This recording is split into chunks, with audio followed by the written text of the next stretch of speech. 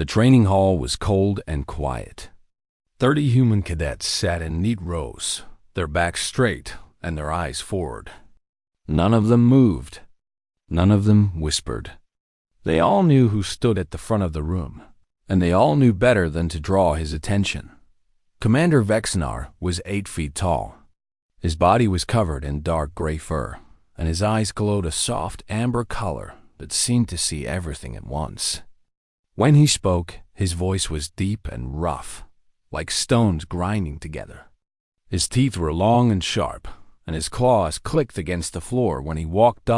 He was Thrakossi, a predator species, one of the most feared races in the entire galaxy. Katie Morgan sat in the third row. She was 22 years old, with brown hair tied back in a simple ponytail and calm green eyes that watched the commander without fear. She had joined the Galactic Alliance Academy 6 months ago, and this was her first time seeing a Thrakossi up close. He was terrifying. She understood why the other cadets were so tense. But she was also curious. She had read about the Thrakossi before coming to the academy. She had watched documentaries about their culture, their history, and their struggles to find acceptance in the Alliance. They were predators, yes, but they were also people. Commander Vexnar stopped pacing and turned to face the cadets. His amber eyes swept across the room slowly. "You are afraid," he said. It was not a question. "I can smell it. Your hearts are beating fast. Your bodies are ready to run." No one answered. No one dared. "This is normal," Vexnar continued. "Your species evolved on a dangerous world. Your instincts tell you that creatures like me are threats. This is not weakness. This is survival." He walked closer to the front row, and several cadets leaned back in their seats without meaning to. "But instincts can be wrong," Vexnar said. "The Thrakossi joined the Alliance 300 years ago. In that time, we have fought beside humans, Valorians, and dozens of other species. We have bled for this alliance. We have died for it." He paused and looked down at the floor. "And still, most species fear us. They avoid us. They teach their children to run when they see us coming." Katie felt something tighten in her chest. There was pain in his voice. Real pain hidden beneath the rough exterior. "This seminar exists because the Alliance believes understanding can replace fear," Vexnar said. "I am not certain this is true, but I am willing to try." He turned back to the display screen behind him and began explaining Thrakossi body language. He showed images of different postures and expressions, teaching the cadets how to recognize aggression, submission, and greeting. Katie took careful notes, genuinely interested in the lesson. Derek Cole sat beside her. He was her friend, a nervous young man with blonde hair and worried blue eyes. He kept glancing at the door like he wanted to escape. "This is intense," he whispered. "It's fascinating," Katie whispered back. Derek gave her a look that suggested she was crazy. 20 minutes into the seminar, something unexpected happened. The door at the back of the training hall slid open with a soft hiss. Everyone turned to look, expecting another instructor or perhaps a late cadet. Instead, a small figure bounded into the room. It was a Thrakossi cub. She was barely 3 feet tall, with fluffy gray fur and bright golden eyes that sparkled with excitement. Her ears were large and pointed, and her tail swished back and forth behind her as she ran. The cadets gasped. Several of them stood up from their seats. Even a Thrakossi cub had claws and teeth that could cause serious injury. The instinct to flee was overwhelming. "Commander." Vexnar closed his eyes and let out a long breath. "Rika," he said. The cub stopped in the middle of the room and looked up at her. Father with an innocent expression. "I got bored," she said in a small, chirping voice. The caretaker was teaching numbers. "Numbers are boring. We have discussed this," Vexnar said. "You cannot simply leave when you are bored." "But I wanted to see the humans," Rika said. Her tail wagged faster. "You said they were interesting." A Valorian instructor named Euless stepped forward from the corner of the room. She was tall and slender, with pale blue skin and large dark eyes. She served as the Academy's diplomatic liaison and spent much of her time observing human behavior. "Commander, shall I escort her back?" Euless asked. "That would be," Vexenar began, but Rika was already moving. She had spotted the human cadets, and her curiosity was stronger than her father's authority.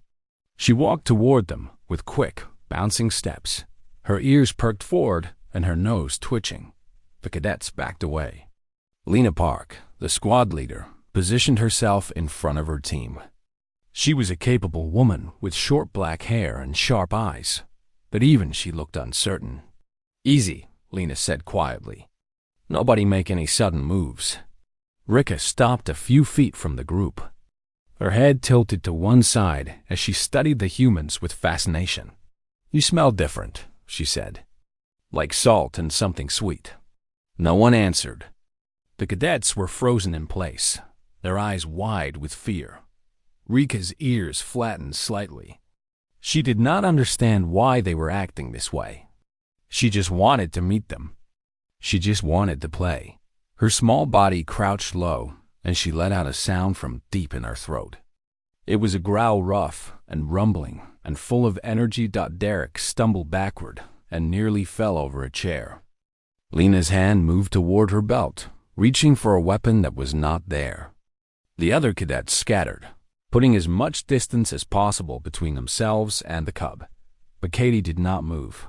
She stayed exactly where she was, her green eyes fixed on Rika. She had seen something that the others missed. The cub's posture was low, but not aggressive. Her tail was still wagging. Her ears were forward, not flat against her skull. Katie remembered the documentary she had watched. Tokosi cubs growled during play. It was an invitation, not a threat. The pitch was different. The body language was different. Rika was not attacking. She was asking someone to play with her. The cub growled again, louder this time, and crouched even lower. Her golden eyes locked onto Katie with desperate hope. Katie felt her heart beating fast in her chest. She knew what she had to do. She knew it might be the craziest thing she had ever done. But when she looked at Rika, she did not see a monster. She saw a lonely little girl who wanted a friend. Katie took a slow step forward. The room went completely silent. Every eye was on her. Commander Vexenar watched with an expression she could not read. Instructor Euless leaned forward with sudden interest. Rika's tail stopped wagging. She waited, trembling with anticipation, and Katie made her decision. Katie dropped to one knee. The movement was slow and deliberate. She kept her eyes locked on Rika, watching the cub's reaction carefully. Around her, she could hear the sharp intake of breath from her fellow cadets.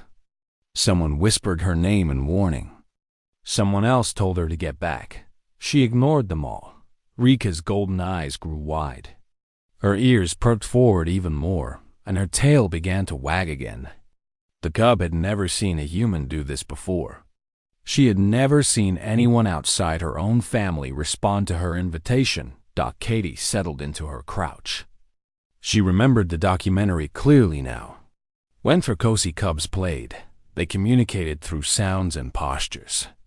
A growl was a challenge. A crouch was acceptance. The whole ritual was ancient, passed down through thousands of generations. She took a deep breath and did something that made everyone in the room freeze. She growled. The sound came from deep in her throat. It was rough and awkward, nothing like the smooth rumble that Rika had produced. But it was recognizable. It was an attempt. Rika's entire body went still. Her mouth fell open slightly, showing her small but sharp teeth. For a moment, she just stared at Katie in complete shock. Then her tail exploded into motion, wagging so fast it was almost a blur. "You know the game," Rika squeaked. "You know the game." Katie could not help herself. She laughed. The sound was bright and warm, filling the cold training hall with unexpected joy. "I know a little," Katie said, "but you will have to teach me the rest." Rika did not need any more encouragement. She launched herself forward with all the energy of a young predator, her small body flying through the air toward Katie. Derek shouted in alarm. Lena started to move, ready to pull Katie away. But it was too late. Rika collided with Katie and knocked her backward onto the floor. The cadets watched in horror as the Thracosi Cub landed on top of the human woman. Rika's claws were out. Her teeth were bared. She looked like a tiny monster about to tear into her prey. But Katie was laughing. She wrapped her arms around Rika and rolled sideways, tumbling across the floor in a tangle of limbs and fur. Rika growled and snapped playfully at her shoulder. Katie made an exaggerated sound of fear and pretended to struggle. "Oh no!" Katie cried out dramatically. "The fierce hunter has caught me. I am doomed!" Rika chirped with delight. She had played this game with her father many times, but he was always so serious. This human understood. This human was fun. The cub jumped off Katie and crouched again, her tail sweeping the floor. Katie scrambled to her feet and crouched as well, matching the posture. They circled each other slowly. Rika feinted left, then darted right. Katie tried to catch her but missed by several inches. Rika squealed with laughter and pounced again, this time aiming for Katie's legs. Katie let herself be tackled. She fell backward with dramatic flair, flailing her arms and crying out in mock defeat. Rika stood on her chest triumphantly, her small paws pressing down with surprising strength.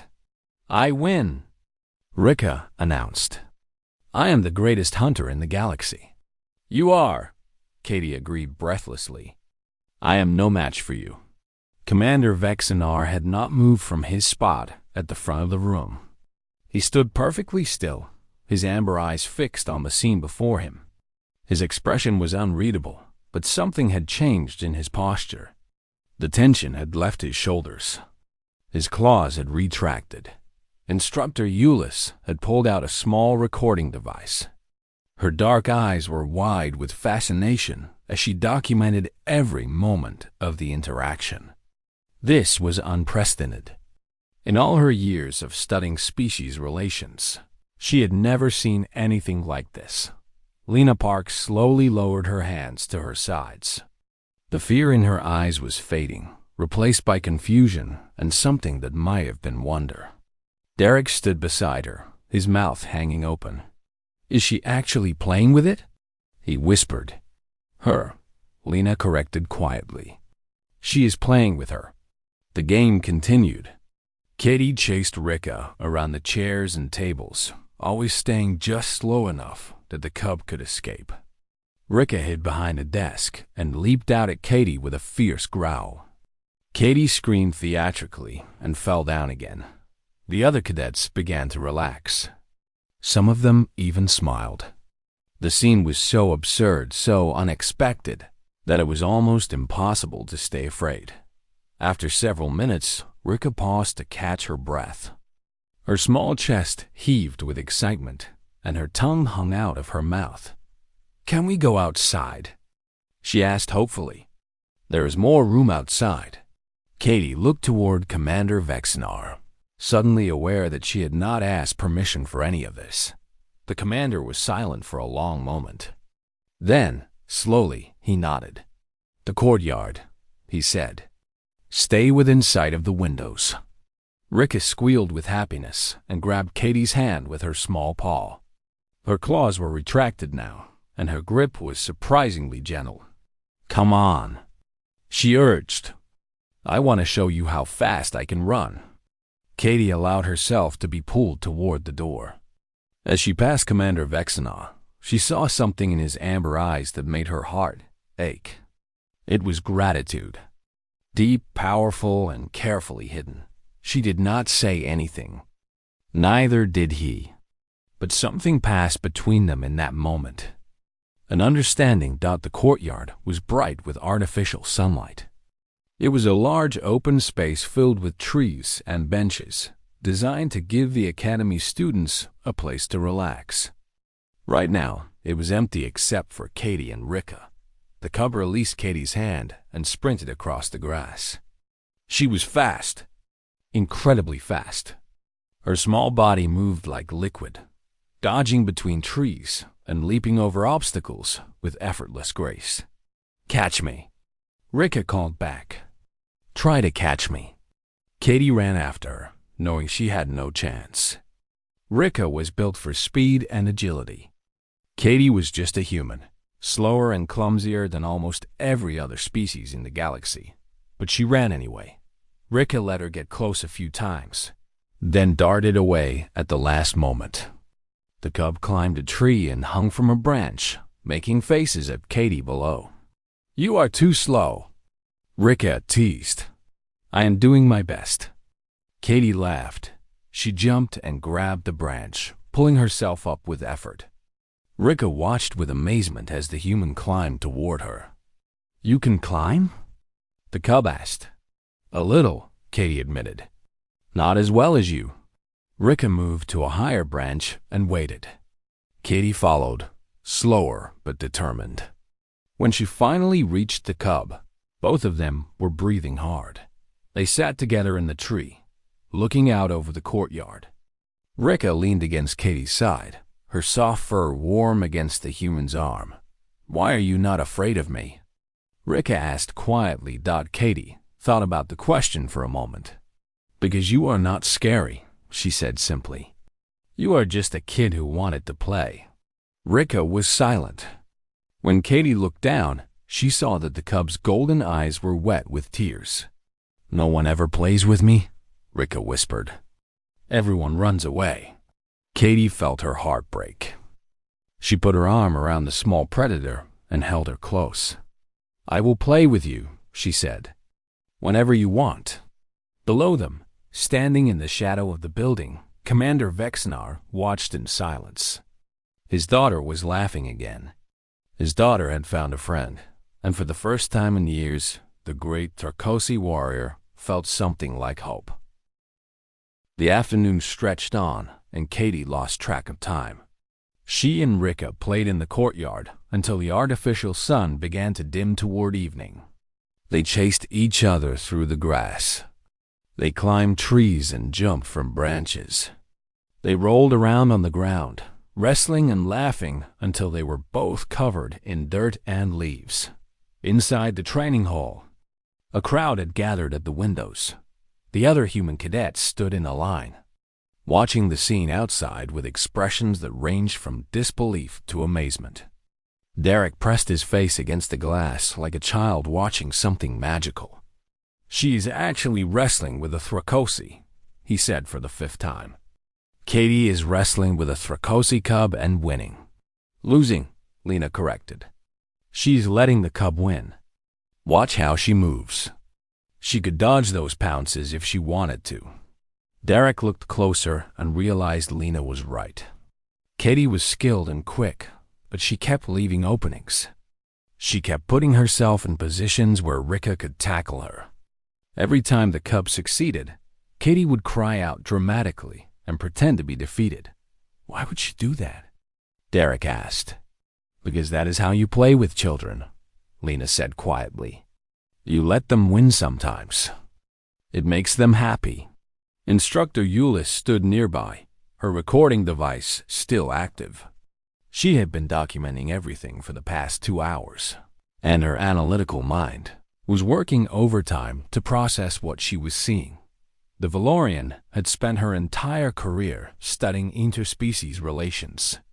She had written papers on the challenges of integrating predator species into the alliance. She had attended countless meetings where diplomats argued about whether the Thrakosi could ever truly belong. And here was a young human cadet. Answering all those questions was simple. Joyful play. Remarkable, Euless murmured to herself. Truly remarkable. Commander Vexnar stood apart from the others, his massive frame blocking an entire window.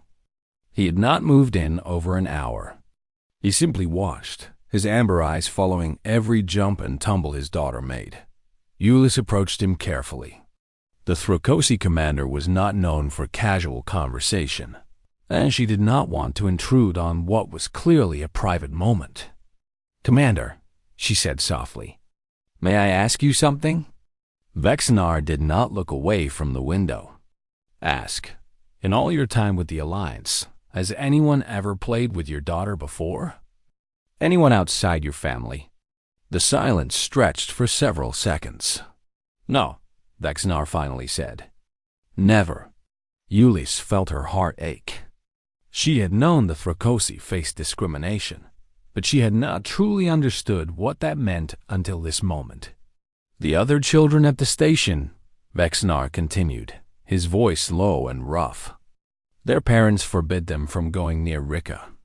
They say she is dangerous. They say she might hurt someone." "She is just a child," Ulyss said. "She is a predator's child," Vexenar replied. "That is all they see. That is all they will ever see."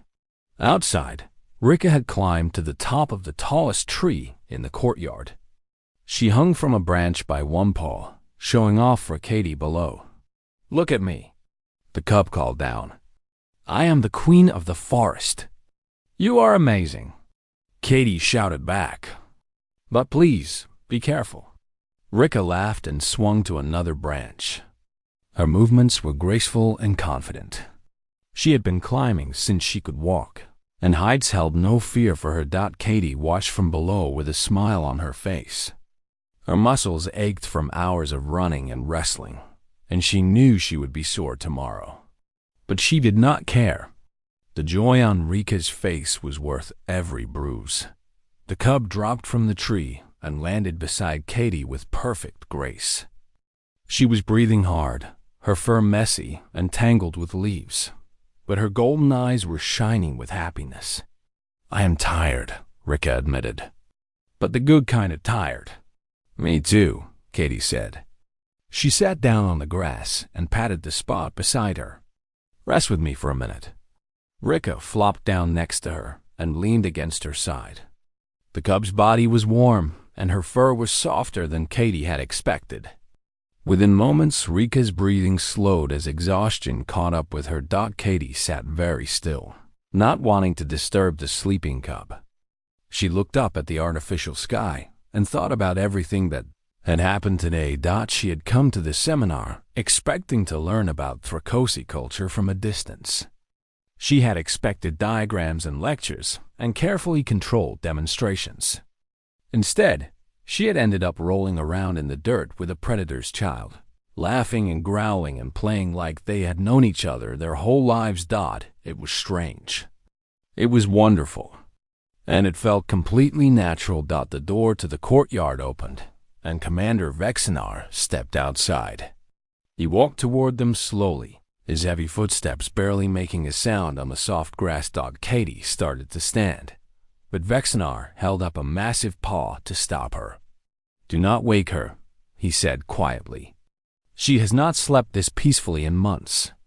Katie nodded and stayed where she was. Rika mumbled something in her sleep and pressed closer to the human side. Vexenar stood over them, looking down at his daughter with an expression that Katie had never seen on a Thrakosi face before. It was tender, gentle, full of love. "You have given her a gift today," he said. "I do not know how to repay it." "You do not need to repay anything," Katie replied. "She is wonderful. I enjoyed every minute."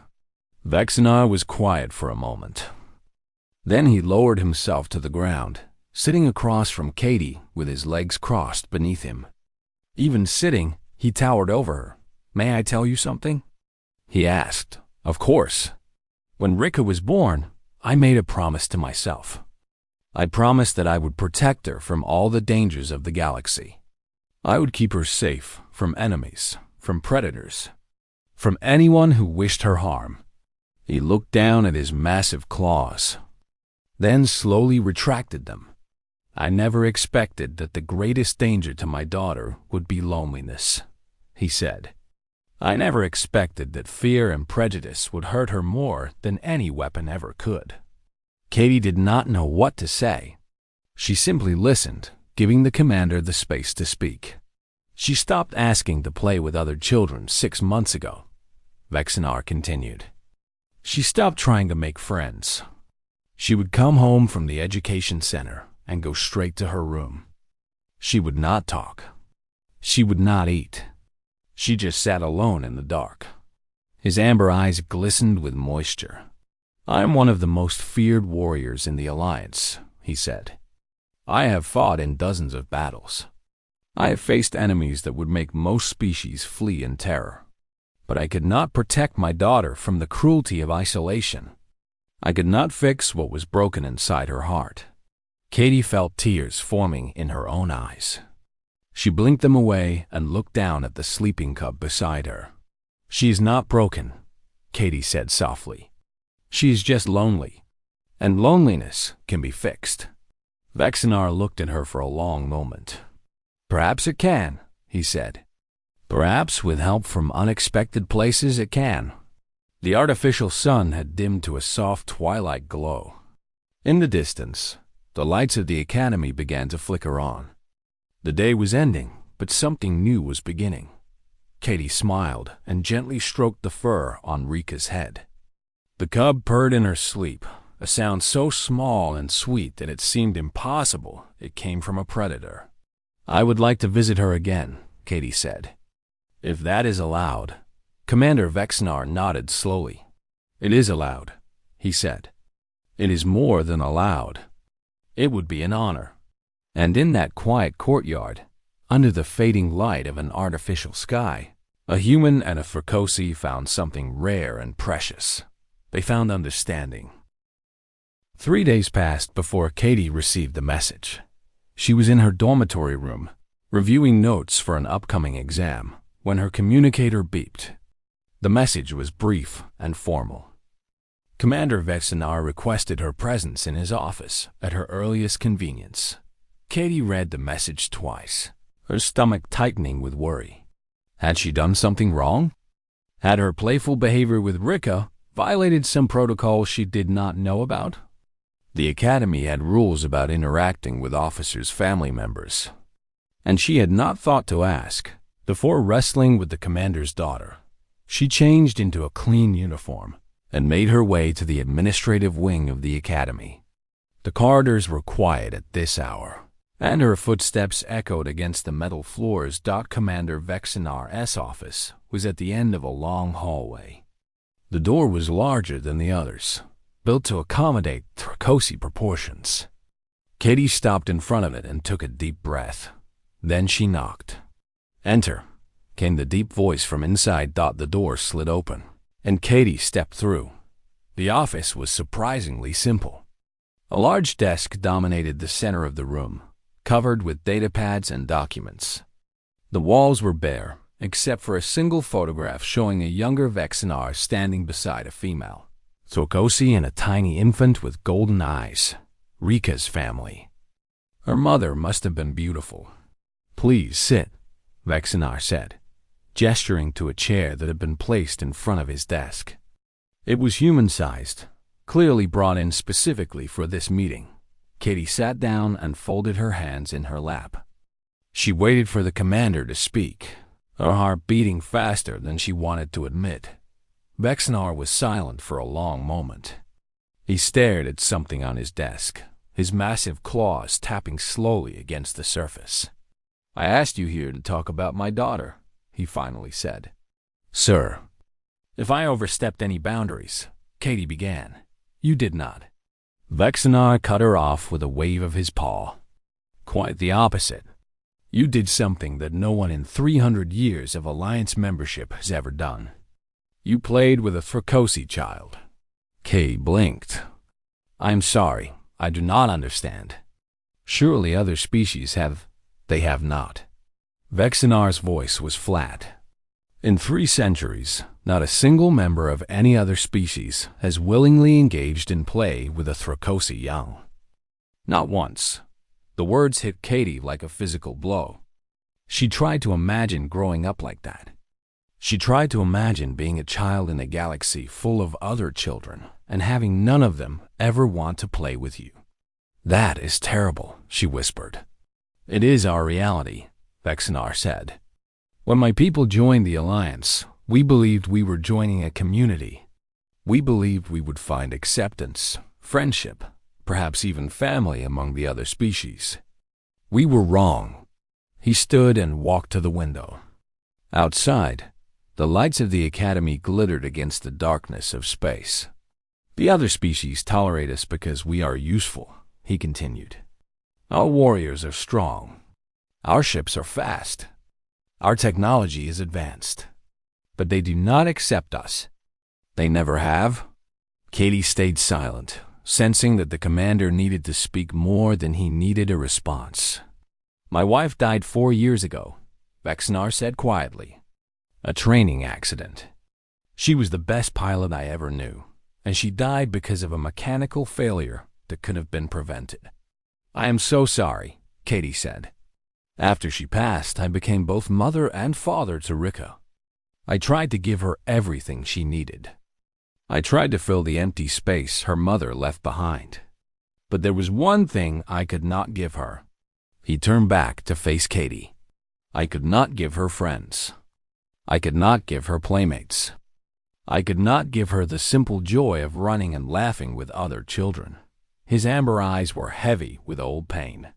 "Do you know what happens to a Thrakosi cub who grows up without play?" he asked. "Our young are social creatures. They need interaction with others to develop properly. Without it, they become withdrawn, fearful, angry. Some of them never recover." Katie felt tears burning in her eyes. She thought about Rika's golden eyes, so full of hope when she first saw the humans.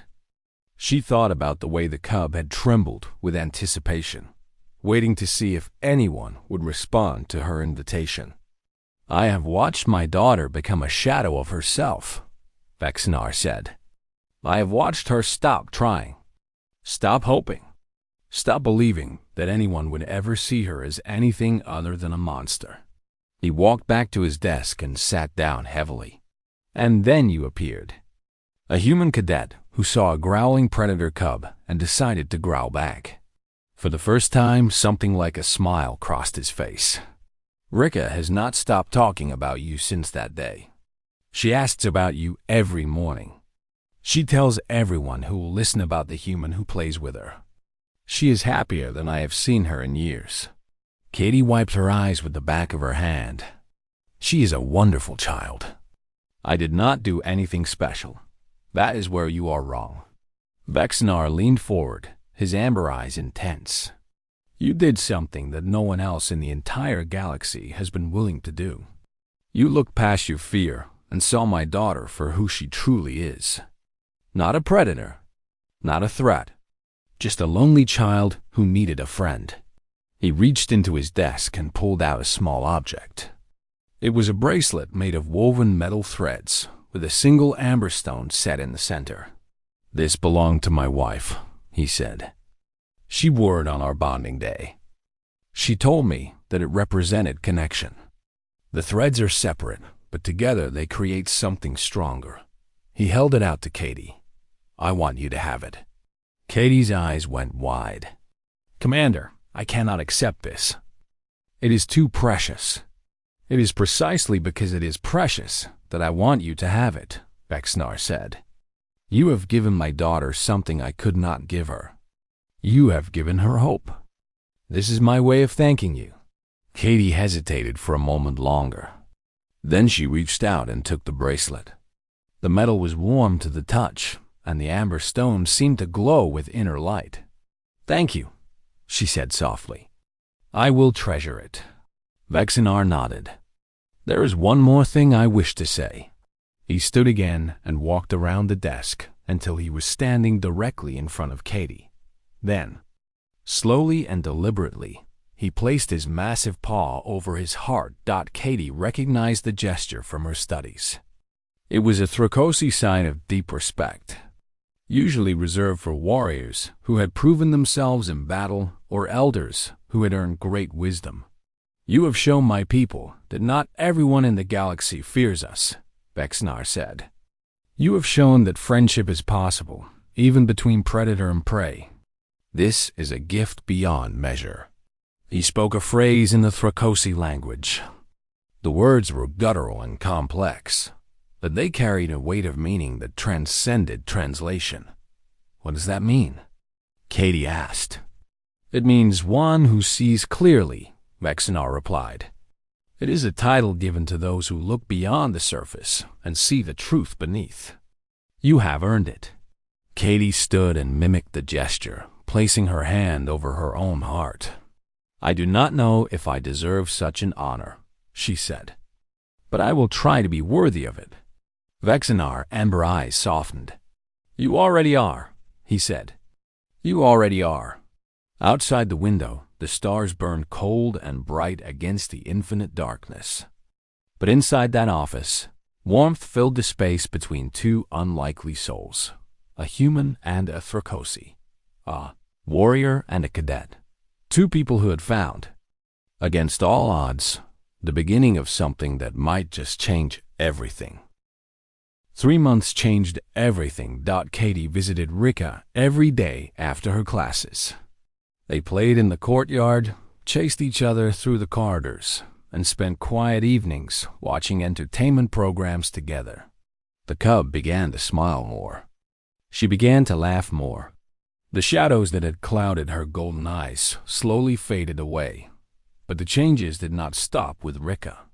Derek Cole, inspired by Katie's example, started learning the Thrakosi language.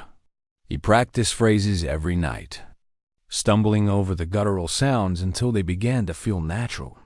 One day, he walked up to a Thrakosi ensign in the cafeteria and offered a traditional greeting. The ensign stared at him for 5 full seconds. Then he smiled, revealing rows of sharp teeth, and responded with warmth that Derek had never expected. Lena Park organized a cultural exchange program. Human cadets paired with Thrakosi personnel for joint training exercises and social events. At first, both sides were awkward and uncertain. But slowly, walls began to come down. Conversations that started with nervous formality ended with genuine laughter. Instructor Euless submitted her research report to the Alliance Council. The document was hundreds of pages long, filled with data and analysis. But its central conclusion was simple. Humans, she wrote, possess a unique capacity for emotional connection. They are able to look past evolutionary fear responses and see potential where others see only danger. This ability may be the key to integrating predator species into the Alliance. Community. The report spread through diplomatic channels like fire through dry grass. Officials who had dismissed the Thrakosi as too dangerous suddenly reconsidered their positions. Researchers requested permission to study human Thrakosi interactions. News outlets ran stories about the human cadet who played with a predator cub. Katie became famous without meaning to. She received messages from across the galaxy, some praising her bravery and others calling her foolish. She ignored most of them and focused on what mattered. Rika needed a friend. So she was a friend. The real test came 6 months after that first day in the training hall. The Alliance Council gathered for an emergency summit. Tensions between the Thrakosi and other member species had been rising for years, and a powerful faction was pushing for expulsion. They argued that the Thrakosi were too violent, too unpredictable, too incompatible with civilized society. The debate lasted for 3 days. Katie watched the proceedings on a screen in the Academy common room, surrounded by her fellow cadets. Derek sat beside her, his hands clenched into fists. Lena stood near the back, her face grim. Speaker after speaker rose to condemn the Thrakosi. They cited incidents of violence, cultural clashes, and fundamental differences in values. They spoke of fear and distrust, of children taught to run from predators, of a species that could never truly belong. The vote was approaching. The numbers looked bad. Then Commander Vexinar stood. The chamber fell silent. Every eye turned to the massive Thrakosi warrior as he walked to the central platform. His footsteps echoed against the polished floor, and his amber eyes swept across the assembled delegates. "You are afraid of us," he said. His voice carried through the chamber without amplification. "I understand this fear. It is ancient and powerful, written into your bones by millions of years of evolution. We are predators. You are prey. Nothing can change this fundamental truth." Several delegates nodded. Others looked uncomfortable. "For 300 years, we have lived with your fear," Vexenar continued. "We have accepted it. We have even agreed with it. We told ourselves that this was the price of joining the Alliance. We told ourselves that isolation was better than extinction." He paused and looked down at the floor. "I have a daughter. Her name is Rika. She is 7 years old." Katie's heart began to pound. On the screen, she could see Vexenar's face clearly. The pain in his eyes was visible even across the vast distance. For most of her life, Rika has been alone. Other children were forbidden from playing with her. Parents pulled their young away when she approached. She grew up believing that she was a monster, that no one outside our family would ever see her as anything but a threat. He looked up, his gaze sweeping across the chamber. And then a human cadet decided to play with her. A murmur rippled through the delegates. Some of them recognized the story. Others leaned forward with curiosity. This human saw my daughter, growling in play, and instead of running, she growled back. She wrestled with Rika. She chased her through a courtyard. She sat in a tree and held my daughter while she cried. Vexenar's voice grew thick with emotion. She showed Rika that not everyone in the galaxy sees her as a monster. She showed my daughter that friendship is possible, even for a predator's child. He straightened to his full height. "I am not here to argue that the Thrakosi deserve membership in this alliance. I am not here to list our contributions or defend our honor. I am here to tell you that something is changing." He raised one massive paw and pointed toward the human delegation. "These humans are different. They look at us and see something beyond our teeth and claws. They see potential.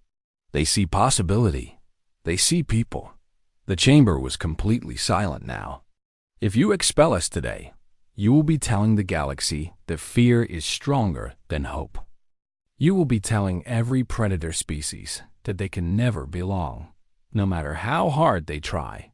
You will be telling my daughter that the human who played with her was wrong to show kindness."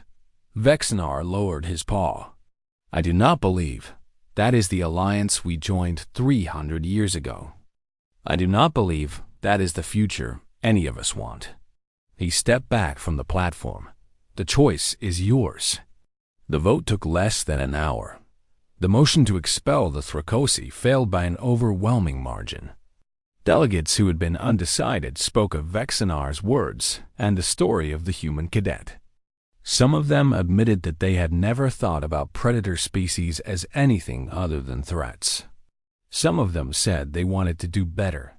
When the results were announced, the common room at the academy erupted in cheers. Derek jumped up and pumped his fist. Lena allowed herself a rare smile. Other cadets hugged each other, laughing and crying at the same time.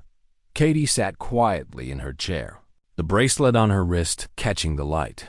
She thought about Rika, about the first time the cub had looked at her with those hopeful golden eyes. She thought about the growl that had started everything, and the laugh that had followed. She had not set out to change the galaxy. She had just wanted to play with a lonely child. But sometimes that was enough. The next morning, Katie walked to the courtyard as usual. Rika was already there, bouncing with excitement. But she was not alone. A group of young Valorians stood nearby, watching the Thrakosi cub with nervous curiosity. They were children, no older than 10 or 11, with pale blue skin and large dark eyes. "Katie," Rika called out, "these are my new friends. They want to know if they can play with us." Katie looked at the Valorian children. They were scared. She could see it in the way they held themselves, in the way their eyes kept darting to Rika's claws. But they were there. They had come despite their fear. Katie smiled and knelt down to their level. "Of course you can play," she said warmly. "Rika knows the best games. She will teach you everything." Rika's tail wagged so hard her whole body shook. She bounded over to the Valorian children and immediately started explaining the rules of chase. The children listened. They laughed. And slowly, carefully, they began to play. Katie stood and watched, her heart full of something too big for words. The galaxy was vast and ancient, filled with species who had feared each other for millions of years. That fear would not disappear overnight. It would take generations of small moments, small choices, small acts of courage, but it would start here. It would start with children playing together, learning that the things that made them different were not as important as the things that made them the same. It would start with a growl and a laugh, with a game and a friendship. It would start with one human who chose to see a lonely child instead of a monster. And from there, it would spread across the stars, one game at a time,